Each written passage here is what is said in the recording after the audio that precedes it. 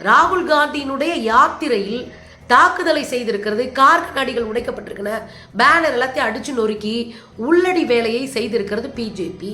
ராமர் கோயிலை திறக்கிறதுல ரொம்ப மும்முரமா இருக்காரு. ஆனா மனுஷங்க செத்தா கவலை இல்லை. இதுதான் இவங்க ராமராஜ்யம். நாங்க சொன்ன சாலை தெற்கால இருக்கு, நீ வடக்கால போயிட்ட, எனவே சாலை விதியை பின்பற்றவில்லை, உங்க மேல கேஸ்.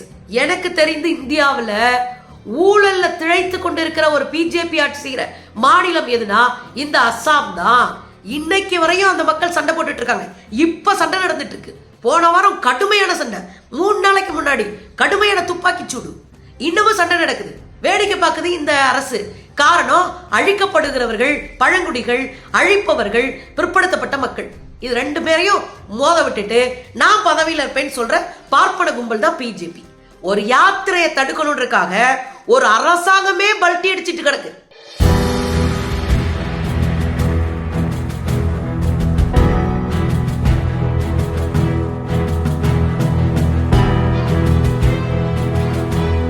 வணக்கம் தோழர்களே. ராகுல் காந்தி அவர்கள் நடத்தி கொண்டிருக்கிற பாரத் ஜோடா யாத்திரையில நியாய யாத்திரை, நியாயத்திற்கான யாத்திரை, அதை இப்போ மணிப்பூர்ல ஆரம்பிச்சு மும்பையில முடிக்க போறாங்க. மிகப்பெரிய வீச்சோடு மக்கள் அவர்களோடு கலந்து கொண்டிருக்கிறார். இந்த யாத்திரையில மிகப்பெரிய தாக்குதலை பிஜேபி செய்திருக்கிறது.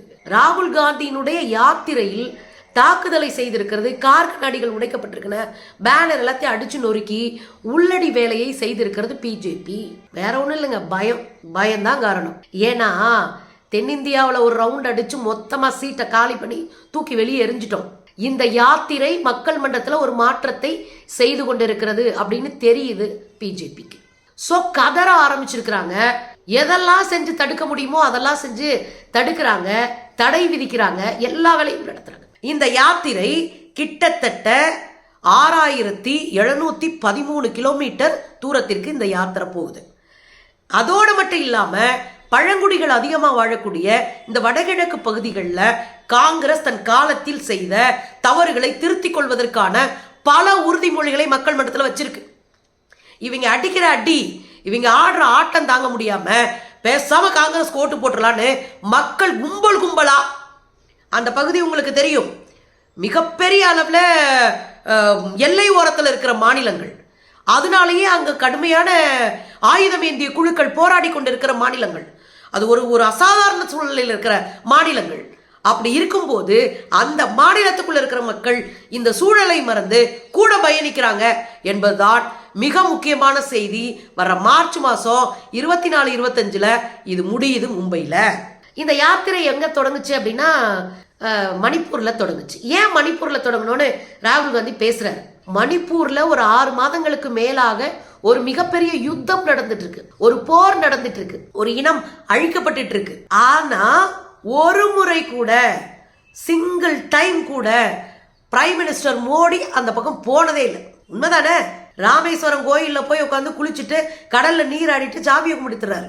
ராமர் கோயிலை திறக்கிறதுல ரொம்ப மும்முரமா இருக்காரு. ஆனா மனுஷங்க செத்தா கவலை இல்லை. இதுதான் இவங்க ராமராஜ்யம்.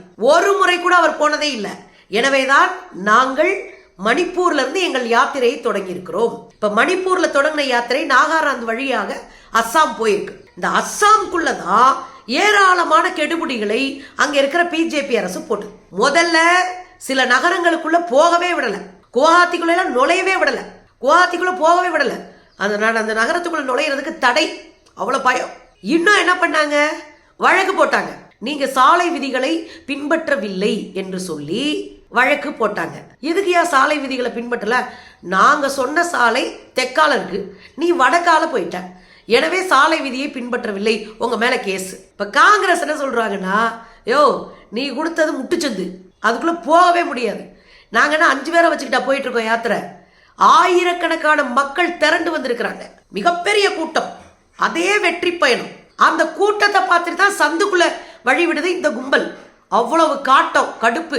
ஆனா என்ன பண்றாங்க, சந்தை பாக்குறாங்க, இந்த சந்தை நமக்கு செட் ஆகாது, இதுக்குள்ள போக முடியாது, இத்தனை ஆயிரம் பேரு, அப்ப என்ன பண்ணலாம், ரூட்டை மாத்து, ரைட் சைட்ல கிளம்பி போயிட்டே இருக்கிறான். நொந்து போயிட்டானுங்க இந்த காவிகள். இந்த அஸ்ஸாம்ல கூடுதலான தகவல் என்ன தெரியுங்களா, அஸ்ஸாம் மாநிலத்தை இப்போ பிஜேபி ஆட்சி செய்து, அது முதலமைச்சர் யார் தெரியுமா, கொஞ்சம் கூட கூச்ச நாச்சம் இல்லாம காங்கிரஸ்ல உட்கார்ந்து சுரண்டி தின்ன ஒரு கும்பல் இன்னைக்கு அங்கிட்டு தாவிட்டு முதலமைச்சரா உட்கார்ந்துருக்காரு. ஹிமந்த் பிஸ்வாஸ் சர்மா ஞாபகம் இருக்குங்களா?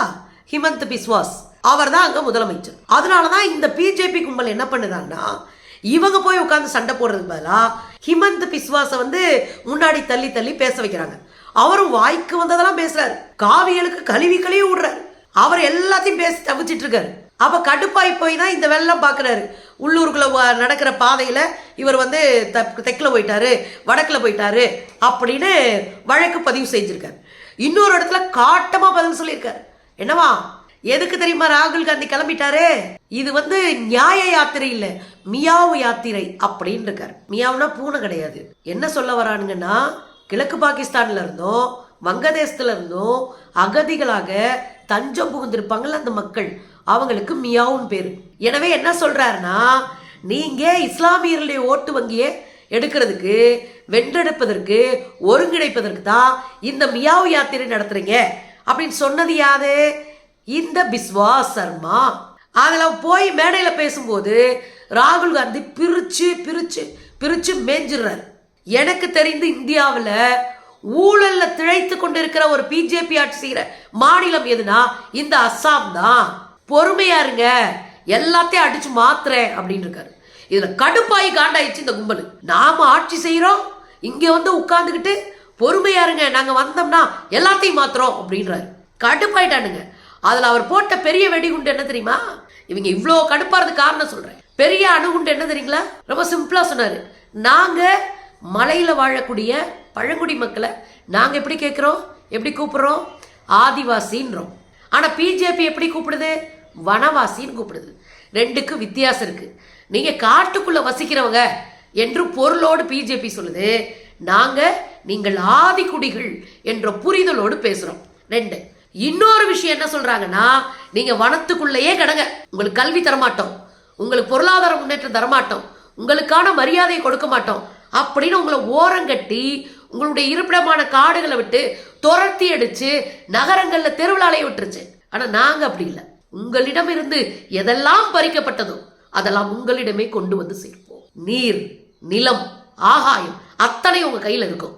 நாங்க ஆட்சிக்கு வந்தோடனே சிறப்பு சட்டத்தை ஏற்றி உங்களுடைய உடைமைகளை உங்களுக்கு கொடுப்போம். தொழில் செய்வதற்கும் சமூகத்துல சமமாக முன்னேறி போவதற்குமான வாய்ப்புகளை உருவாக்குவோம் அப்படின்னு அவர் சொன்னார். கதறிட்டானுங்க. ஏன்னா இந்த வடகிழக்கு மாநிலங்கள்ல பெரும்பான்மை மக்கள் பழங்குடிகள், மலைவாழ் மக்கள் தான். பெரும்பான்மையானவர்கள் பழங்குடிகள். இந்த பழங்குடிகளா இருக்கிறனாலேயே இவங்களுக்கு அள்ளு விட்டுருது. ஏன்னா அதுலயும் பெரும்பான்மை மக்கள் கிறிஸ்தவர்களா இருக்கிறாங்க. எனவே ராகுல் காந்தி அவர்களை நோக்கி பழங்குடி மக்களை பாதுகாப்பதற்கான சட்டத்தை ஏற்றுவோன்னு சொல்லிட்டாரா? கதறானுங்க. ஐயோ, ஏற்கனவே பத்தி எரிஞ்சிட்டு இருக்கிற மணிப்பூர் பக்கம் தலை வச்சு படுக்கல. அமித்ஷா ஒரு தடவை போயிட்டு பின்னங்கால் பெடலில் அடிக்க ஓடியிருந்தார். இன்னைக்கு வரையும் அந்த மக்கள் சண்டை போட்டுட்டு இருக்காங்க. இப்ப சண்டை நடந்துட்டு இருக்கு. போன வாரம் கடுமையான சண்டை, 3 நாளைக்கு முன்னாடி கடுமையான துப்பாக்கி சூடு, இன்னமும் சண்டை நடக்குது. வேடிக்கை பார்க்குது இந்த அரசு. காரணம், அழிக்கப்படுகிறவர்கள் பழங்குடிகள், அழிப்பவர்கள் பிற்படுத்தப்பட்ட மக்கள். இது 2 பேரையும் மோத விட்டுட்டு நான் பதவியில் இருப்பேன்னு சொல்ற பார்ப்பன கும்பல் தான் பிஜேபி. புரியுதா உங்களுக்கு? அப்ப பழங்குடிகளை நோக்கி உங்களிடமிருந்து எதெல்லாம் எடுக்க பிடிச்சோ அதை உங்களுக்கு கொடுக்கிறதுக்கான சட்டம் இயற்றுவோன்னு சொன்னார்ல. இதுல கடுப்பாய் தான் இவர் மீது தாக்குதல் நடத்துவதற்கான வேலையை ஆரம்பித்தார்கள். ஏற்கனவே இதெல்லாம் பேசின பிறகு இன்னொரு வேலையும் அங்க இருக்கிற பிஜேபி அரசு செஞ்சு, குவஹாத்தி நகருக்குள்ள போகவில்லையா, அங்க இருக்கிற பள்ளிகள் கல்லூரிகள்ல தங்குவாங்கல்ல யாத்திரை போனவங்க, அங்கங்க பள்ளிகள் கல்லூரியில தங்கி அப்படியே கிளம்பி போறாங்க. அப்படி தங்குறதுக்கான இடத்தை கொடுக்க மறுக்குது. குறுகிய சாலைகளுக்குள்ள கொடுக்குது, இதுக்குள்ளதான் போகணும் அப்படின்னு. எல்லா யோக்கியத்தனத்தையும் பண்ணுதாங்க இருக்கிற பிஜேபி கும்பல். அதை இங்க இருந்து சுரண்டி தின்ன ஒரு மொல்ல மாதிரியா இருக்கிற கூடிய காங்கிரஸ்காரன், முன்னாள் காங்கிரஸ்காரன், அந்த ஆளை வச்சு எல்லாத்தையும் பண்றான். அவ்வளோ கேடுகட்ட கும்பல். இன்னொரு விஷயம் என்னன்னா, அரசின் நலத்திட்டங்களை எல்லாம் ஓரங்கட்டிட்டு, அரசுடைய நலத்திட்டங்களை எல்லாம் ஓரங்கட்டியாச்சு. அதெல்லாம் நிறுத்தி வச்சுட்டு ராகுல் காந்தியினுடைய யாத்திரையை எப்படி உடைப்பது, எப்படி தடுப்பது என்பதை முழு மூச்சா பார்த்துட்டு இருக்கிறாரு இந்த ஹிமந்த் பிஸ்வாஸ். இந்த வேலையை முழு நேரமா பார்த்துட்டு இருக்காப்ல. அடிச்சு ஆடுறாரு ராகுல் காந்தி. இன்னொரு விஷயம் உங்களுக்கு தெரியுங்களா? பல ஆயிரம் மக்கள் அவரோடு பயணித்து கொண்டு இருக்கிறார்கள். இந்த சூழ்நிலையில தான் லக்கிம்பூர் என்கிற பகுதியில பாத யாத்திரை போறதுக்கான வேலைகள் நடந்திருக்கு. அதை கிராஸ் பண்ண போறாங்க. தாக்குதல் நடத்தணும், இந்த பாத யாத்திரையில கலவரம் பண்ணணும் அப்படின்னு பிஜேபி திட்டம் போட்டுருச்சு. அப்ப ரவுடிகளை அனுப்பி காருகளை உடைச்சு, அங்க இருக்கிற பேனர்களை உடைச்சு, அங்க இருக்கிற கட் அவுட்டை உடைச்சு, அங்க இருக்கிற போஸ்டர்ஸ் கிழிச்சு எல்லா ராஜாவும் பண்றான். ஆனா இதெல்லாம் எங்க பண்றானா யாத்திரைக்குள்ள பண்ண முடியல. யாத்திரை வரப்போற இடத்துல இருக்கிற கட் அவுட்டை உடைக்கிறது, இந்த காங்கிரஸ்காரங்க காரை உடைக்கிறது, எல்லா வேலையும் பண்ணிட்டு ஓடி ஒளிகிறான். இந்த வந்தவன்களும் முகத்தை முகமூடி போட்டு மறைச்சிட்டு போறான். இதுதான் பிஜேபியினுடைய கோழைத்தனம். ஒரு யாத்திரையை தடுக்கணுன்றதுக்காக ஒரு அரசாங்கமே பல்ட்டி அடிச்சிட்டு கிடக்கு. அவ்வளவு பயம், நம்ம முகமூடியெல்லாம் கிழிக்கப்படுதே அப்படின்ற ஒரு அச்சம். இந்த சூழ்நிலையில தான் ராகுல் காந்தி மேல தாக்குதல் நடத்த திட்டமிட்டுட்டு கடைசியில போய் ஆள் அரவும் இல்லாம நடுராத்திரி போய் எல்லாத்தையும் உடைச்சி காலி பண்ணி நாங்க பெரிய தாதாக்கள்னு காட்டுது. இது கேவலமான கோழைகள் வேலை. இது கேவலமான கோழைகள் வேலை. உனக்கு தில்லு இருந்தா அத்தனை 1000 பேர் வர்ற இடத்துல ஒரு ரவுடித்தனத்தை காட்டு, கை காலை முறிச்சு போட்டுருவாங்க மக்கள். அந்த பயம் இருக்குல்ல, மிரட்டுறாங்களாமா. இன்னைக்கு இதுல விழுந்திருக்கு, இன்னைக்கு கார் கண்ணாடி உடைச்சிருக்கோம், நாளைக்கு ராகுல் காந்தி மேலதான் அடி அப்படின்று மிரட்டுறாங்களாமா. மல்லிகார்ஜுன கார்கே அவர் தான் காங்கிரசினுடைய தலைவர். இது மாதிரி எத்தனை அலப்பற பீஸுகளை பார்த்துருப்பாரு. 60 ஆண்டுகளுக்கு மேல அரசியல் இருக்கிறவர் இல்லையா? இதெல்லாம் நொட்டாங்கையில தட்டிட்டு போக மாட்டாரா? அவர் சொல்றாரு, உங்க மிரட்டலுக்கு, உங்கள் மிரட்டல் தந்திரங்களுக்கெல்லாம் பயப்படுறாளுங்க நாங்களடா, வா பார்த்துக்கலாம் அப்படின்னு சொடக்க விட்டுருக்காரு. இதுல அசையப்பட்டு போய் கிடக்கு பிஜேபி. நமக்கு என்னன்னா, இந்தியா ஃபுல்லா ராகுல் காந்தியோடைய காரை உடைச்சிட்டோம், ராகுல் காந்தியோட இதை உடைச்சிட்டோம், அவர் பாத யாத்திரையில் பிரச்சனை பண்ணிட்டோம் அப்படின்னு கிரியேட் பண்ணணுன்றக்காக அசிங்கப்பட்டு நிற்கிது இன்னைக்கு பிஜேபி. தனியாக போய் நடுராத்திரியில் உடைச்சிட்டு நாங்கள் பெருசாக அறுத்து தள்ளிட்டோம் அப்படின்னு அசிங்கப்பட்டு நிற்கிது. நாம் என்ன சொல்கிறோம்னா, ஆர்எஸ்எஸ் பிஜேபி சங்கப்பரிவார் கும்பல் ஊழல் பண்ணி, உள்வேலை பண்ணி, உள்ளடி வேலை பண்ணி, அப்புறம் இவிஎம் மெஷினில் உள்ளடி வேலை பண்ணி நீ ஜெயிக்கிறதுக்கு முயற்சி பண்ணலாம். ஒருபோதும் மக்களிடமிருந்து வாக்க நியாயமாக வாங்கி நீ ஜெயிக்கவே முடியாது. அதுதான் நீ கதற.